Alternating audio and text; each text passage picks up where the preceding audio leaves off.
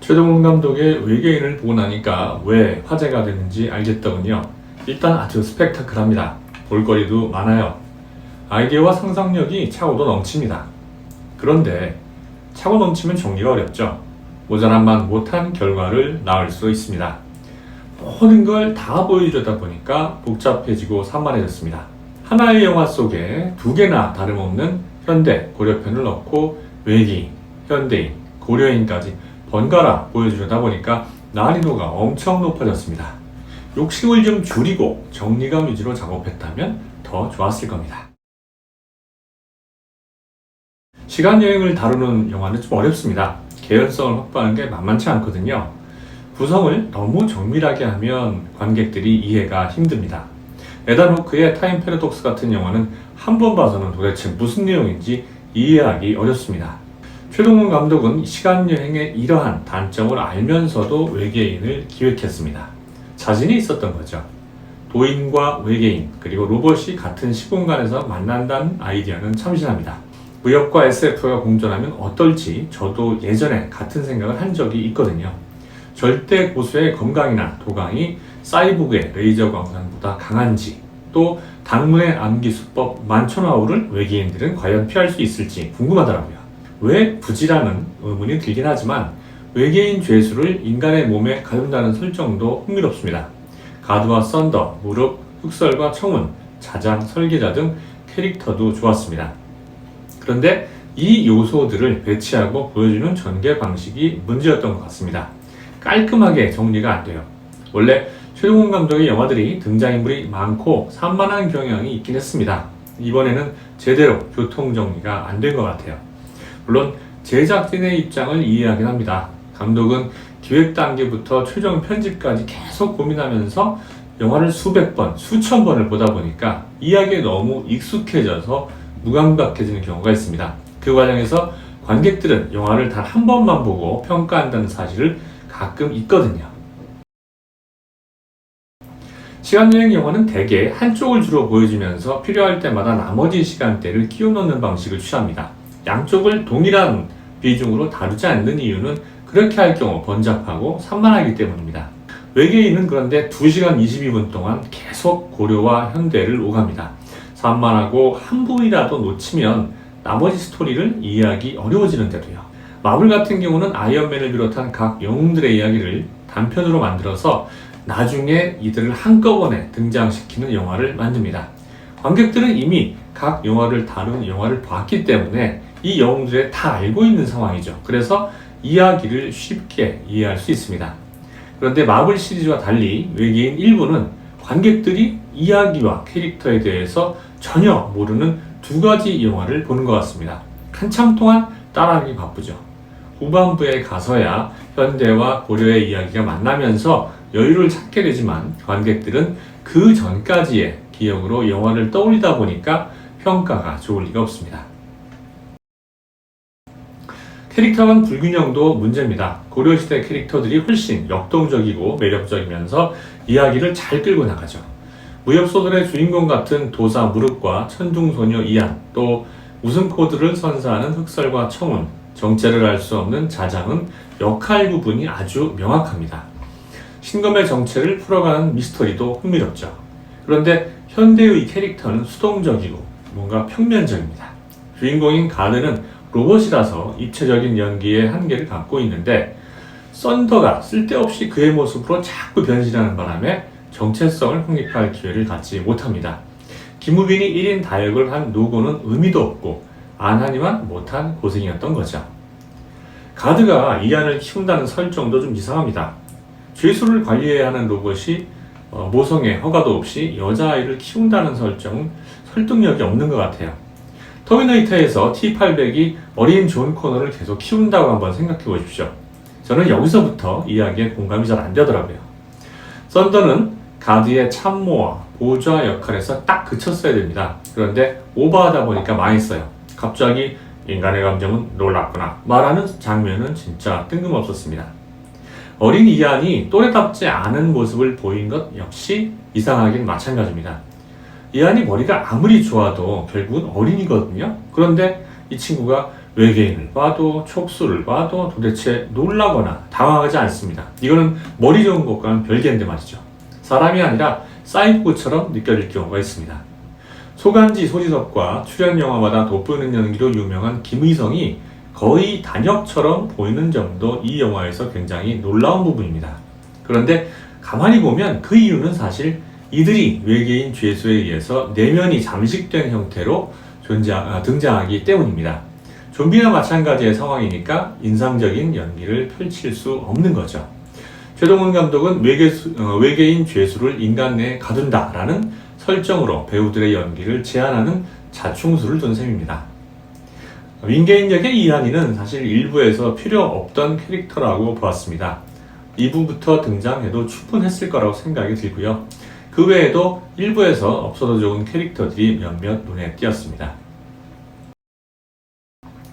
이 영화에서 가장 충격적인 장면을 뽑으라면 병원에서 죄수를 인간들에게 가두는 장면입니다. 아니, 시간여행까지 자유롭게 하고 또 인간 모양의 가드를 만들어내는 그런 뛰어난 문명을 가진 외계인이 모양 빠지게 고작 촉수를 이용하다니요. 갑자기 이 장면에서 기생수가 떠오르면서 가드를 다시 보게 됐습니다. 왜냐하면 촉수는 사실 대개 악당들이 쓰는 무기잖아요. 인류의 관점에서 가드가 설계자보다 더 좋은 점이 뭐지? 싶더군요. 인류 입장에서는 가드나 설계자나 똑같은 적으로 보일 수 있도록 만드는 장면이었습니다. 맨인 블랙에서 요원들이 목격자들의 기억을 지우는 방법을 한번 떠올려 보십시오. 번쩍 하면 확 지워집니다. 깔끔하고 고급스럽죠.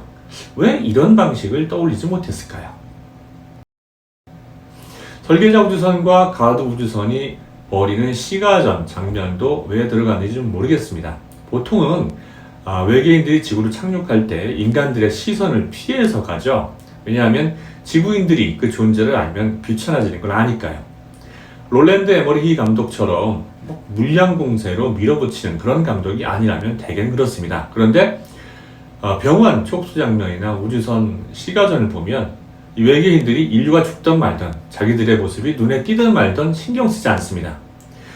그런데 외계인 우주선이 그렇게 시가지를 박살내는데도 국군, 경찰, 소방관 등은 전혀 보이지 않습니다. 이건 진짜 코미디예요. 헐리우드 영화에서 클리셰이긴 하지만 경찰들의 출동 장면을 계속 보여주는 이유가 뭘까요? 상황의 긴박감과 심각함을 현실적으로 표현하기 위해서라고 생각하거든요. 그런데 도심에서 그 난리가 나는데 공군도, 경찰도, 또 시장을 비롯한 공무원들도 전혀 보이지 않습니다. 상황이 이렇다 보니까 이건 영화였지 라는 자각을 하게 되고 그래, 배우들 너네들끼리 연기하고 있구나 라는 그런 거리감이 들더군요. 현대와 고려시대의 분위기가 정반대라는 점도 부담으로 다가옵니다. 가드는 감정이 없는 로봇이라 모든 일에 굉장히 진지하죠. 그래서 현대의 이야기는 시종일관 진지하게 흘러갑니다. 라이언 레이놀즈처럼 피치가브라는 액션극에서도 아주 찰지게 웃음 코드를 끼워 넣을 수 있는 그런 역량이 있는 주인공이 없다면 불가능한 구조인 거죠. 고려시대는 다릅니다. 무륵이라는 인물은 한량이에요. 도사 커플인 흑설과 청원은 개그 담당입니다. 고려시대만 딱 국한한다면 무륵과 도사 커플이 윤활유 역할을 아주 제대로 하는데 현대까지 그 범위가 넓어지면 이들의 대사나 분위기가 엇박자처럼 느껴집니다. 무륵과 도사 커플만 따로 연기하는 것처럼 아주 어색해지는 거죠. 외계인은 1, 2부 합쳐서 러닝타임이 5시간 가까운 대작입니다. 이 정도 영화를 그런데 킬링타임용 오락 영화로 만든 건 좀 아쉽습니다. 헐리우드 대작 SF 영화의 경우 그냥 보고 끝나는 경우는 사실 거의 없습니다. 뭔가 미래의 이정표를 제시하고 또 토론거리를 만들곤 하죠. 스탠리 큐브릭 감독의 2001 스페이스 오디세이나 또 리들리 스콧 감독의 에이리언 시리즈, 크리스토퍼 놀란 감독의 인터스텔라를 한번 떠올려 보십시오. 인류의 기원이나 외계 문명과 어떤 조우에 대한 심도 있는 고찰로 생각할 기회와 그리고 토론 단서를 제공합니다. 외계인은 어떤가요? 러닝타임이나 제작비만 대작일 뿐 사실 주제의식이나 메시지에 대해서는 별로 할 얘기가 없습니다. 인터스텔라의 경우 상대성 이론을 이해하기 위해서 크리스토퍼 놀란의 동생인 조나단 놀란이 4년 동안 대학교에서 상대성 이론을 공부한 후 각본을 썼다는 사실 알고 계신가요? 물리학자 킵손이 제작에 참여해서 내용도 감수했고요. 우주비행사인 미샤 어빈스도 참여해서 자신의 지식과 경험을 공유했습니다. 사실은 이 정도가 돼야 물리학자나 또 우주 천문학자 같은 전문가들이 이 영화 속 내용에 대해서 감론을 일박하고 또 인문학자들이 주제의식을 논할 정도가 되겠죠. 대작이라면 사실 이런 걸 보고 싶은 겁니다. 영화관 나오면서 별로네 혹은 좋네로 기억에서 사라지는 영화가 아니라 말이죠. 기획 단계에서 차라리 이 영화는 6부작 이상의 미니 시리즈 드라마로 설정하거나 아니면 고려, 현대, 근미래 3부작 영화로 제작했으면 어땠을까요? 각 영화들마다 무협, 미스터리, SF 등 대표되는 장르 특성을 살릴 수 있고 또 배경이나 등장인물을 한 방에 이해할 수 있어서 관객들이 관람이 훨씬 편했을 것 같습니다. 할리우드 유명 영화들에서 가져다 쓴 많은 레퍼런스가 눈에 띄는데요. 최동훈 감독만의 표현 방식을 고집했더라면 더 좋았을 겁니다. 음악 표절 시비에서 알 수 있듯이 요새는 관객들도 영화를 접할 수 있는 루트가 굉장히 많아졌기 때문에 어지간한 레퍼런스들은 바로 들통나거든요. 레퍼런스를 어떤 나만의 방식으로 내 영화에 맞게 변형한다면 모를까 그냥 갖다 쓰는 방식은 높게 평가할 수 없는 시대입니다. 7월 20일 개봉을 한 후 이제 한 달이 넘게 흘렀지만 영화에 대한 평가는 긍정보다는 부정이 더 강합니다. 9월 3일 현재 손익분기점인 730만 명에 아주 한참 못 미치는 153만 명의 누적 관객 수가 그 증거라고 할 수 있는데요. 일부의 반응이 이렇다고 보니까 2부에 대한 기대감도 크지 않을 듯 합니다. 외계인은 흥행보증수표로 승승장구했던 최동훈 감독이기에 비로소 가능했던 아주 매우 드문 경우로 기억될 것 같습니다. 받아들이기 어려운 결과지만 더 높은 곳에 이르기 위한 실험이자 도전으로 생각해야 할 것 같습니다. 이번에 흥행 실패가 새로운 SF 영화의 기획에 악영향을 미치지 않았으면 좋겠습니다. 처음부터 배부를 수는 없지 않습니까? 이런저런 시행착오를 겪으면서 정상 궤도에 오르는 법이니까요. 최종적으로 이 영화에 대한 제 평점은 시도는 좋았답니다.